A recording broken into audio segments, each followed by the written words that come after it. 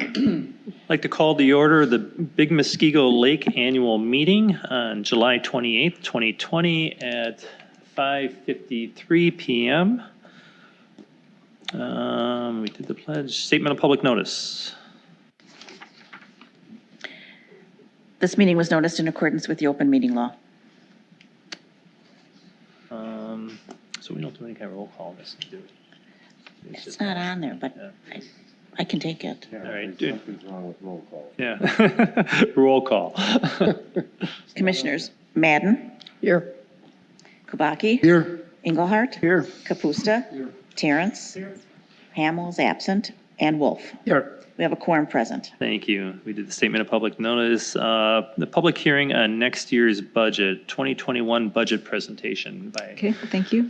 Sharon. Within the budget handout, the first three charts include the district's 2021 proposed revenues of $31,175 and expenditures of $83,323, which is a very slight net change of $269 over the prior year. The annual fees are budgeted to remain status quo at $80 for on-lake and $35 for off-lake residents. And please note that the 2020 fees will be included on the tax bills rather than a separate invoice as approved at the January 28th quarterly meeting. The last two charts recap the district's 2019 operating results and budget amounts for the current and prior years, which results in a projected fund balance of $97,274 to support future budgets and a $20,000 designated land reserve. If no purchases take place, the reserve will increase to $70,000. So unless there are any questions, this concludes the Big Lake District budget overview. Any questions from the public or statements?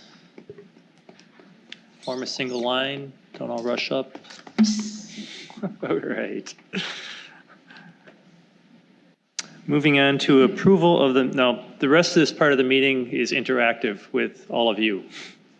We're just up here looking pretty. So as I ask for a motion, I'm going to need somebody from the floor to make a motion and second it and approve from the floor. So moving on to the approval of the minutes from the annual meeting from July 23rd, 2019. Do you need names and all that? Yes. Okay, so. Pollock and Larry Schweitzer. Okay, all right, Okay. good. Everybody looks the same. Everyone looks the same with a mask on. All right, moving, so motion second, any questions or comments on the agenda approval? Hearing none, all those in favor say aye. Aye. Opposed? Passes unanimously. Deputy Commissioner's report regarding the lake status. Mr. Zager, how are you doing today? Good. This thing on? Yes. Hello? Yeah. Yep, it's on. Now it's not. All right, let's disinfect this thing. Okay. Thanks for disinfecting it. Now I just reinfected it. Here, I got another. This will probably ruin the electronics. So. Yeah. How about the report? All right. So the state of the lake for 2020. The eagles nested. They had fledged 2 young this year. That was exciting news. They're flying around now. And for the first time, there was a second osprey nest. There's 2. There were 2 osprey successful osprey nests. One had 3, and the other had 1. There was a really nice spring migration of birds, and noteworthy, there were a lot of canvasbacks, there were trumpeter swans, Forster's terns, Caspian terns, American pelicans, about 1,000 big white pelicans. Many ducks stayed to nest, wood ducks, teal, and mallards typically. The Forster's terns, which are endangered, there's usually a nesting colony of Forster's terns on the lake. The last few years they didn't do so well, and they attempted to nest this year, but they failed, probably due to the high waters that we had in the beginning of the summer. The DNR did a fisheries survey this year in spring, and they indicated that the northern pike population is on the increase and the sizes are getting bigger. Largemouth bass are also doing really well. They looked at carp, but they're difficult to assess with the assessment gear that they use. But it's observed that there's a lot of carp in the lake as well. As far as aquatic vegetation, we treat for Eurasian water milfoil. That's the one aquatic plant that is chemically treated. It grew really prolifically in some portions of the lake, not everywhere though. And unfortunately, one of those areas was right in front of where the homes are on Groveway Lane. And there was also a lot of algae, this filamentous algae, kind of a goopy green stuff that clung to these plants, both alive and dead, and made kind of a scum layer, so to speak, on the lake, which was kind of a navigational impediment. And eventually that broke up. Right now it's a lot cleaner looking. The starry stonewort, which is our relatively new invasive macroalgae, it was not that big of a deal. It exists everywhere in the lake, but it hasn't been too bad of a navigation problem. Chemical treatment was done again in front of, mainly on Big Muskego Lake, in front of the homes, but Bass Bay was not treated this year because the Eurasian water milfoil, the plant that they target, was not that big of an issue on the bay. Other issues or other things to mention, that boating and kayaking activity is way up this year, probably due to people staying closer to home with COVID-19. So it's good to see a lot of people out recreating. The lake is now very clear. We're in this clear water state that has kind of sustained since the restoration project of 1995. There are times though when the lake, after storm events, was rather turbid looking, really muddy looking. And some neighbors are concerned that there's some impacts possibly from construction sites of the area. So one other thing, DNR is eliminating the refuge this year. There were posts out there, signposts out there in the lake that were knocked over by the spring ice out. And Deputy Commissioner Greg Burmeister identified where all those were, tied bleach bottles to them and to flag where they were to keep people from running into them. The DNR came out and did remove all of those. So the lake is free of that nuisance. So that's all I have. Any questions? Any questions from? I do. Tom, where Eurasian water milfoil was chemically treated, did curly leaf replace that, or did starry replace that? Curly leaf tends to grow more in the beginning of the season. So I didn't see curly leaf replacing it, and nor starry stonewort. So you're getting natural plants, or yeah, it was just the native plants were left behind at the chemical, at the level that they put that chemical in the water. It targets Eurasian water milfoil, and it leaves the native plants alone. So yeah, the native plants were left behind, and they're not as thick as how Eurasian water milfoil can get. And there's still a lot of Eurasian water milfoil out there that wasn't treated, but there's ways to navigate around that. It just was tried to get rid of the nuisance in front of the homes. Any other questions? Are we contemplating any video cams on any of the nests in the future? And second question, what about the carp? Are we going to do anything about the carp? Regarding video cams, yeah, we want to try to get a live streaming video camera on the eagle nest and or the osprey nest, one of the osprey nests. So that's something we are looking into with our IT staff. And then the carp. Not much we can do about carp once they're in the system. People go out and they shoot them with bows. But aside from actually starting over and drawing down the lake and killing everything and restocking it, it's hard to eliminate the carp from the system.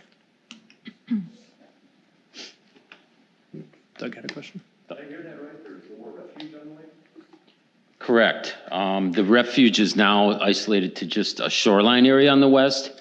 So it was hard for them to police that, I guess, because the signs were not very visible when hunters would go out in there in the darkness and they would set up and then realize they're in the refuge.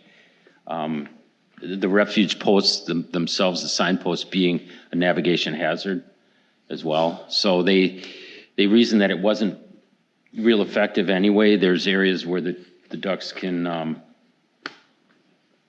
escape, the hunters, I guess. So. Doug's got another question. Sure. It was mentioned, I think, Marlene, so there's supposed to be cameras coming out to the boat launch on Blackthorn. Is that true? Is there anything going on as far as at the launch itself? 2022 they'll be out there.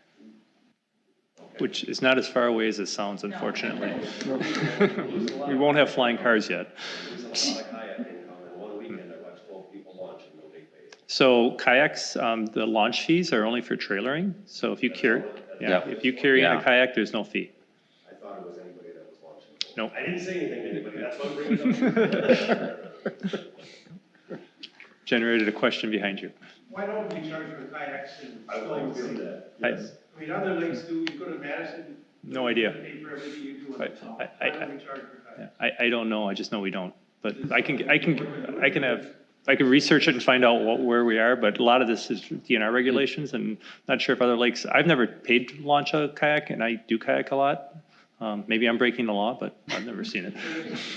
It's I mean, kayak goes with the boat, right? So Yeah, it's, what's the difference with a trailer or you've got a car parked there? Most of the kayakers have trailers too. so sometimes they'll charge for parking at places, but some places will charge for parking and you pay that because you're parking your vehicle. But yeah, if you're not using an actual launch with a trailer, I don't recall ever paying. You're not using a launch.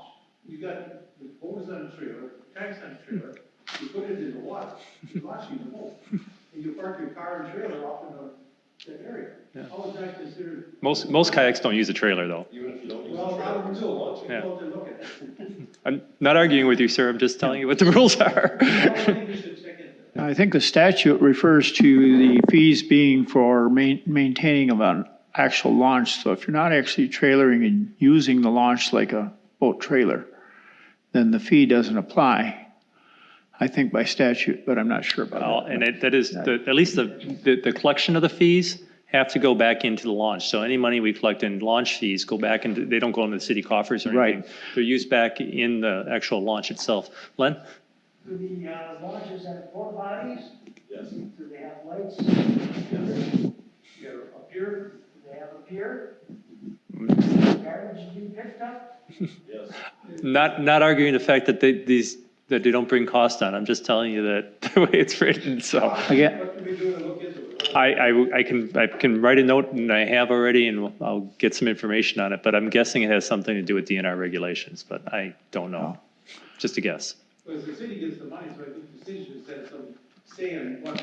We do get the money, but the money has to be put back into the actual launch itself, so, yeah. some of those improvements are tied to the amount that you're allowed to charge with a launch, according to statute. I'll look into it. Thank you. Thank you. Any other questions? Thank you. Thank you. All right, moving on to new business. Review of 2019 audit and approve engagement letter for the 2020 audit. On the last page of the budget handout, the 2019 audit results reported a total fund balance of $162,590, which is an increase of $918 over the prior year. And other than that, there were no other significant changes to report, and the audit went extremely well. Lastly is approval of the Baker Tilly engagement letter to conduct the 2020 audit. The fees are proposed to remain the same at $1,250. So unless there are any questions, I would ask for approval of this item. Move to accept it as written. Thank Do you. you have a question? Yeah, I just have one question. The net position at the end of the year, $163,000. Is there any cap on that? Is there any danger that we will run into a cap eventually? Not that I'm aware of, no, but I can check into that. Who seconded the motion? How much think do we the- carry over? That's kind of the same Oh, question. okay. Are we allowed to carry over any amount? I thought at some point there was a carryover, didn't it? You have the designated and undesignated fund balance, if that's what you're referencing. Yeah, so in 2019, you had a designated balance of $60,000. So $60,000 basically is designated for land purchases. So we can carry it over? Yes, it carries over year after year.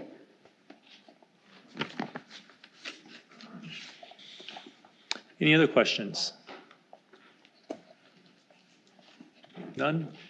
All those in favor, say aye. Aye. Opposed? That passes unanimously. Moving on to adoption of the 2021 budget.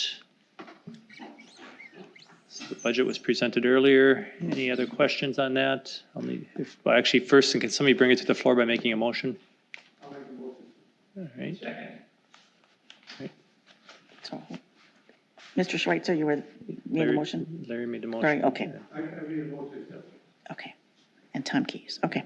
Got All it. right, discussion, any questions? Hearing none, all those in favor say aye. Aye. Opposed? Budget passes unanimously, thank you. Select the 2021 quarterly meeting dates of January 26, 2021, March 23rd, 2021, May 25th, 2021, September 28th, 2021, and 2021 annual meeting date of July 27th, 2021. Can I have a motion for that? Len? Second. Tom? Discussion? Yes? All right. Did you have a question, Tom? No. Oh, okay, I'm sorry. I saw your finger go up. Maybe you were just pointing at me. All those in favor say aye. Aye. Opposed? Passes unanimously. Now the fun part of the meeting, the election of deputy commissioners. So I'm going to try expediting this a little bit. Are the 5 commissioners that did it this year interested in doing it again next year? Yes. All right. Any objections to those 5 commissioners doing it again this year? So, can I have somebody make a motion to approve those 5 commissioners again for this year? Can I get a second? You got, yeah, gentleman in the back. Carl, Yeah. okay. All right. Discussion?